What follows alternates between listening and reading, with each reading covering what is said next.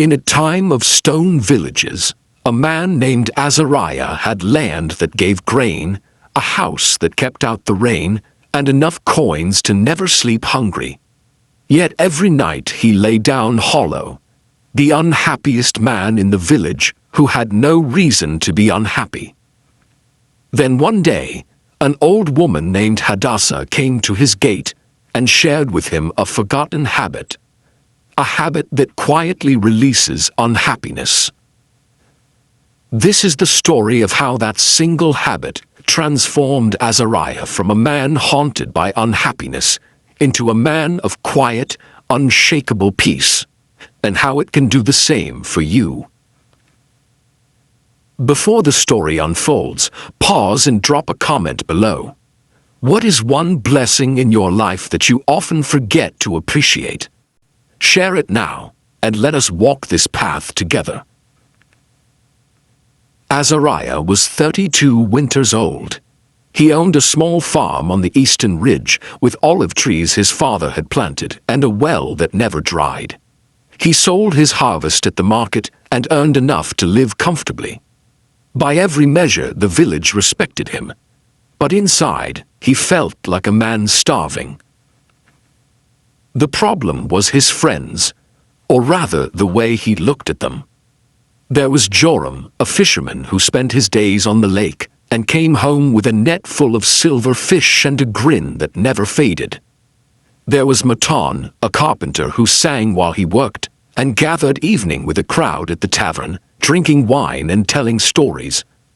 There was Ravid, who had married a beautiful woman named Leora and had 2 small children who ran to him when he came home. Azariah saw them living a life that seemed full of color, while his own felt gray. He would sit alone at dusk, eating his simple meal of bread and olives, and his mind would paint pictures. Joram is probably laughing by the water right now. Matan is raising a cup with a dozen friends. Ravid has his daughter on his knee. And then the familiar ache would settle in his chest. The emptiness, the feeling that he had been given the wrong life.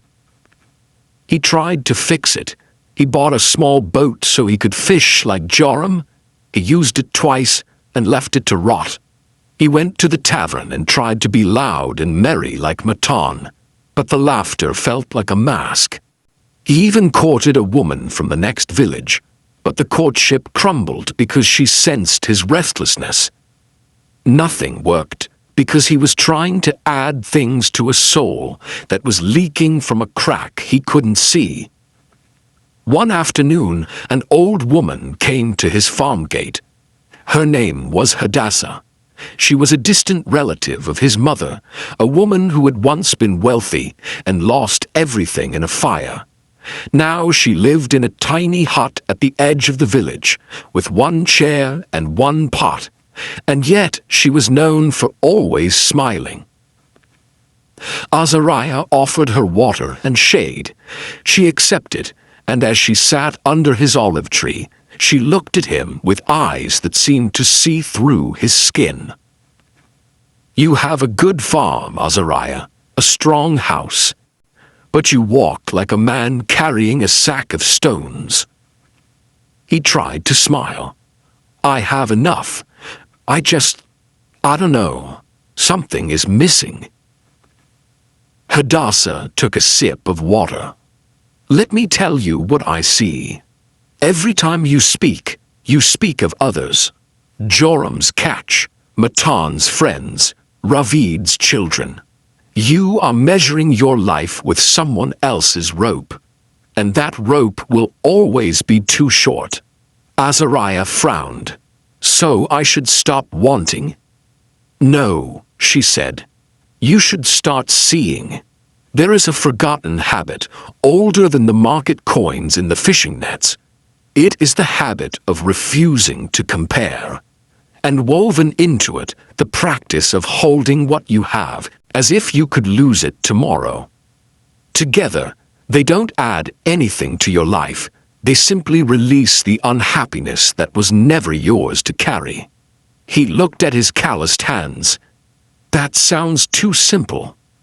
The most powerful habits always are, she said, but they are not easy. Comparison is a thief that dresses like a friend. Breaking it takes daily practice. I will teach you if you are willing. Azariah, desperate for something he couldn't name, nodded. The next morning Hadassah returned. She carried nothing but a small clay bowl. She sat him down under the olive tree. The practice is one thing, not many.